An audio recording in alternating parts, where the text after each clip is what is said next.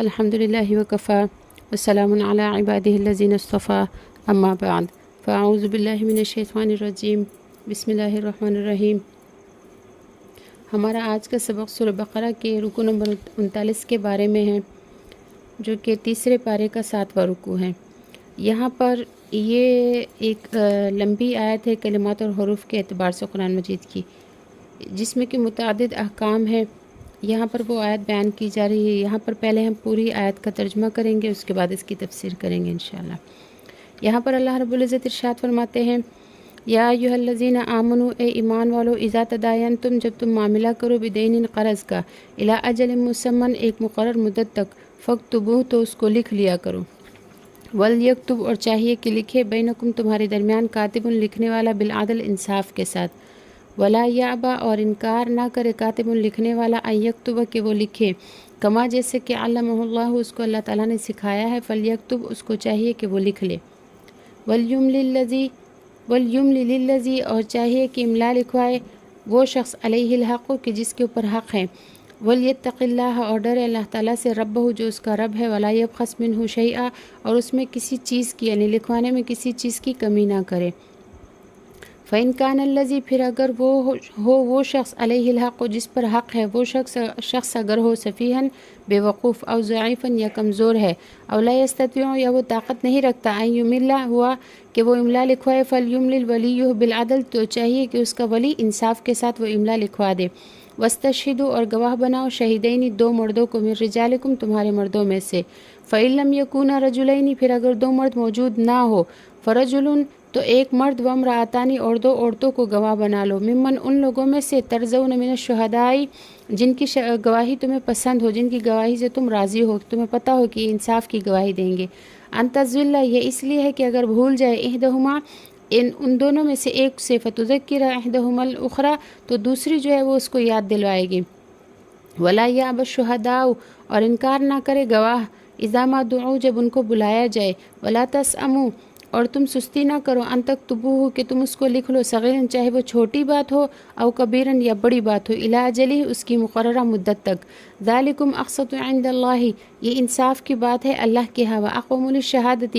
اور زیادہ طاقت دیتی ہے گواہی کو، وادنی، اور زیادہ قریب ہے اس بات کے، اللہ ترتابو، کہ تم شک میں نہ پڑ جاؤ، الا، ہاں مگر، ان تکون تجارتا حاضرتا، اگر تم معاملہ کرو تجارت کا ہاتھ در ہاتھ، حاضرتاً، حاضری وقت پہ، یعنی ہاتھ در ہاتھ،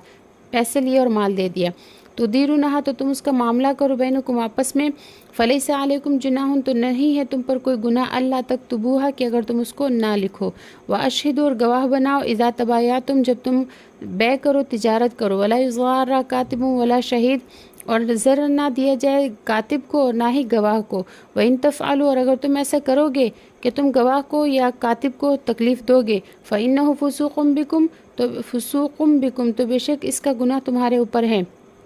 واتقوا اللہ، اور ڈرو اللہ تعالیٰ سے، ویعلمکم اللہ، اور اللہ تعالیٰ تم کو سکھاتا ہے، واللہ، اللہ تعالیٰ، بکل شیء علیم، ہر چیز کا جاننے والا ہے۔ جیسے کہ میں نے بتایا کہ کلمات اور حروف کے اعتبار سے قرآن مجید کی سب سے بڑی آیت ہے، جو متعدد احکام پر مشتمل ہے۔ شروع آیت میں فرمایا کہ جب تم آپس میں قرض کا لین دین کرو جس کی میعاد مقرر ہو، تو اس کو لکھ لیا کرو۔ اس سے ایک تو قرض کے لین دین کا جواز معلوم ہوا، دوسرے اس بات کا تاکیدی حکم معلوم ہوا کہ قرض کے لین دین کو لکھ لیا کرو۔ اس لکھنے میں قرض کی مقدار بھی آ جائے گی، اور اس کا جس وقت ادا کرنا طے کیا ہو وہ وقت بھی تحریری طور پر متعین ہو جائے گا، تو دونوں باتیں مفید ہوں گی۔ یہ اس لیے ہے کیونکہ اگر خدا نخواستہ آپس میں کوئی اختلاف ہو گیا تو تحریر سامنے ہوگی، جس سے اختلاف رفع ہو جائے گا۔ لفظ اجل کے ساتھ جو مسمہ بڑھایا ہے، اس میں یہ بتایا کہ ادائیگی کا وقت اس طرح مقرر کرے جسے واقعی مقررہ وقت کہا جا سکے، مثلا کسی مہینے کی تاریخ مقرر کر دے۔ اگر یوں کہا کہ جب میرا باغ پکے گا تو دے دوں گا، یہ کھیت کٹے گا تو دے دوں گا، یا میرا بیٹا یا باپ سفر سے آئے گا تو ادا کر دوں گا، تو یہ اجل مسمہ نہیں ہے۔ پھر یہاں پر قرض کے لین دین کے لکھنے کا تاکیدی حکم فرمایا ہے۔ علماء کرام نے اس کو فرض یا واجب پر محمول نہیں کیا، بلکہ یہ ایک مستحب عمل ہے اور استحباب مؤکد ہے، تاکہ کوئی اختلاف واقع ہو جائے یا بھول چوک ہو جائے تو تحریر کے ذریعے رفع ہو سکے۔ پھر جہاں دین یعنی قرض کی لکھائی پڑھائی کا حکم ہوا، اسی کے ساتھ ان لوگوں کو بھی پابند کیا جو لکھنا جانتے ہیں کہ وہ انصاف کے ساتھ لکھے، کچھ رد و بدل نہ کرے، اور یہ بھی فرمایا کہ جو لکھنا جانتا ہو وہ اللہ کی نعمت کی قدردانی کرے۔ اللہ نے اسے کتاب کی یعنی کتابت کی نعمت دی ہے اور لکھنے کے لائق بنایا ہے، تو اللہ کی مخلوق کے کام آئے، اور جب اسے لکھنے کے لیے کہا جائے تو لکھ دیا کرے۔ پھر آگے اللہ رب العزت ارشاد فرماتے ہیں وَلْيُمْلِ لِلَّذِي عَلَيْهِ الْحَقُّ وَلْيَتَّقِ اللَّهَ رَبَّهُ، یعنی جس شخص کے ذمہ حق ہے وہ املا کرے اور کاتب کو بتائے کہ یہ لکھ دو، اور عبارت لکھوانے میں اللہ سے ڈرے، صحیح بات لکھوائے، پورا حق لکھوائے، حق واجب میں سے ذرا سی کمی بھی نہ کرے۔ تحریر کرانے میں اس کو خطاب فرمائے جس پر حق ہے، کیونکہ جس پر حق ہے اس کا لکھوانا ایک قسم کا اقرار بھی ہے،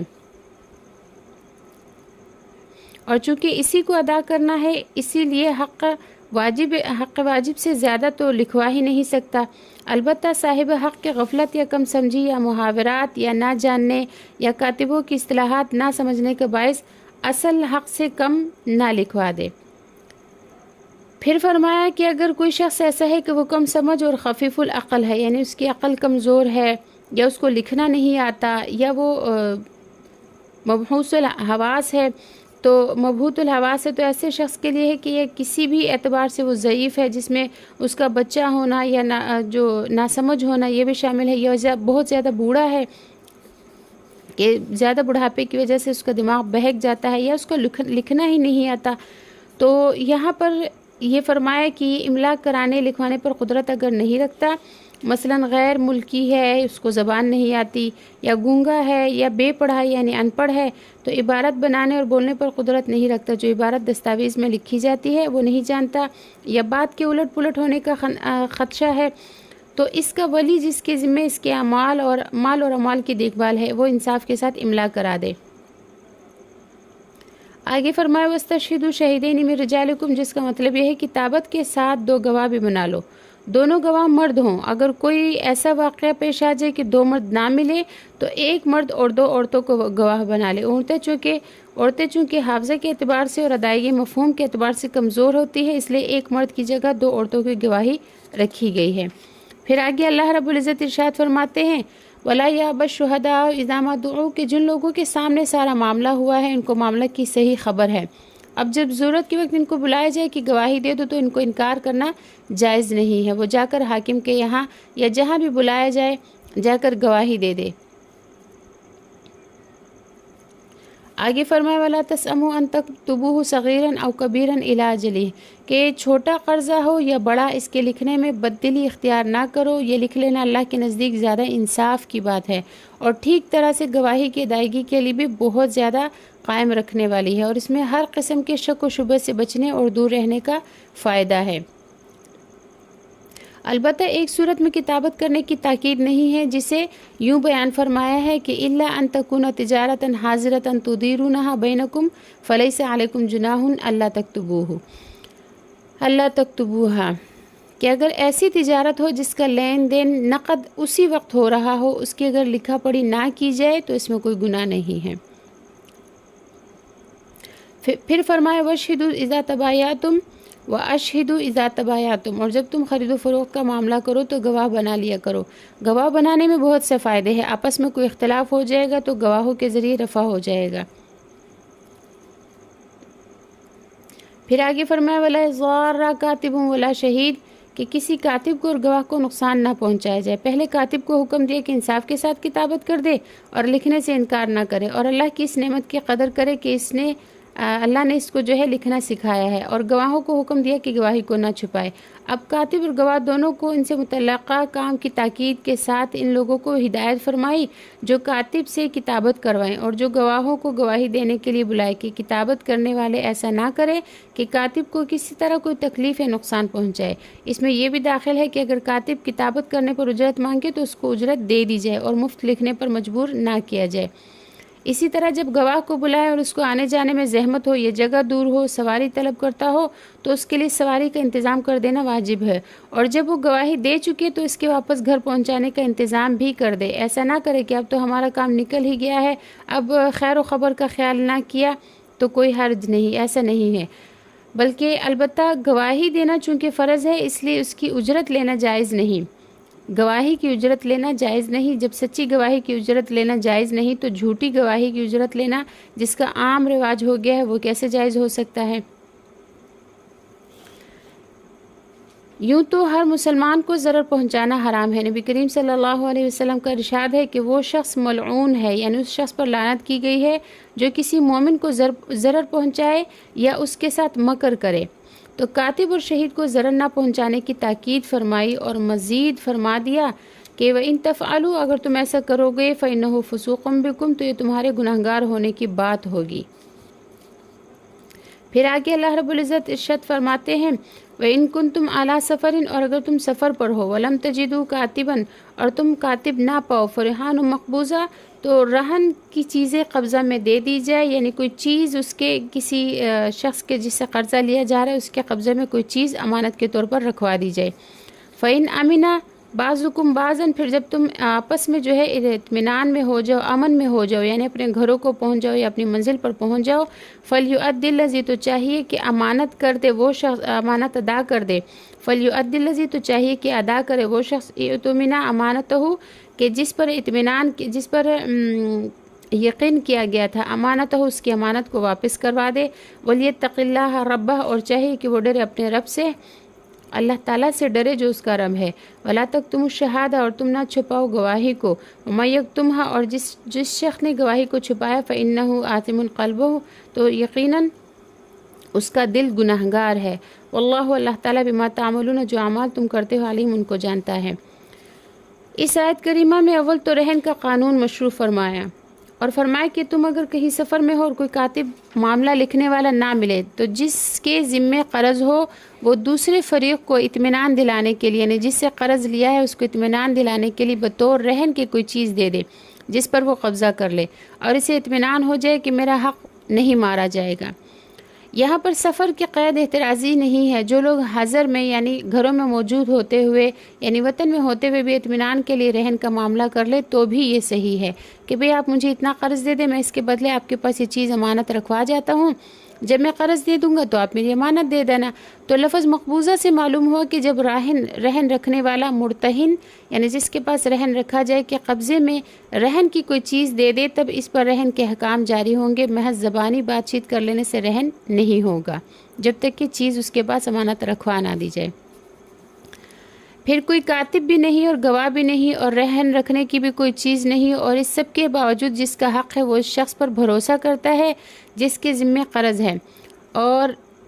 ادھار دے دیتا ہے، تو جس پر بھروسہ کیا گیا ہے اس پر لازم ہے کہ امانت کو پوری طرح صحیح طریقے پر مدت مقررہ کے مطابق ادا کر دے، نفس یا شیطان کے بہکانے سے حق مارنے کا ارادہ نہ کرے، اور یہ نہ سوچے کہ نہ تحریر ہے، نہ گواہ ہے، نہ میں نے کوئی چیز رہن رکھی ہے، اگر میں مکر ہی جاؤں تو کیا کرے گا، ایسا نہیں ہونا چاہیے، بلکہ سامنے آخرت ہے، یوم الحساب ہے، اس دن سب کے حقوق ادا کرنے ہوں گے، قاضی روز جزا حساب لے گا اور ذرہ ذرہ کا محاسبہ ہوگا، اور اعمال کی جگہ اعمال صالحہ دینے ہوں گے، تو اعمال صالحہ نہ ہوئے تو حقوق والوں کے گناہ سر ڈال دیے جائیں گے۔ تو اس دن کی پیشی سے جو ہے ڈرتے ہوئے کسی کا حق نہ مارے، اس لیے فرمایا ہے کہ وَلْيَتَّقِ اللَّهَ رَبَّهُ، کہ ڈرے اللہ تعالیٰ سے جو اس کا رب ہے۔ پھر فرمایا وَلَا تَكْتُمُوا الشَّهَادَةَ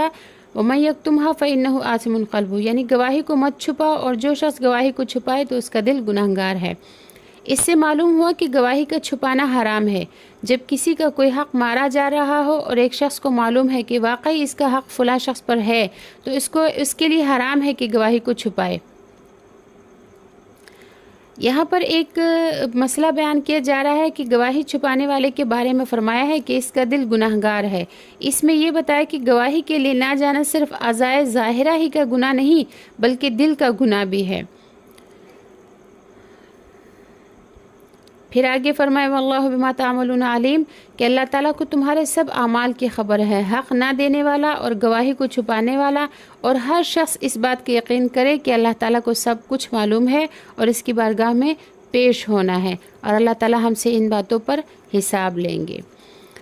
وآخر دعوانا ان الحمد للہ رب العالمین۔ السلام علیکم ورحمۃ اللہ وبرکاتہ۔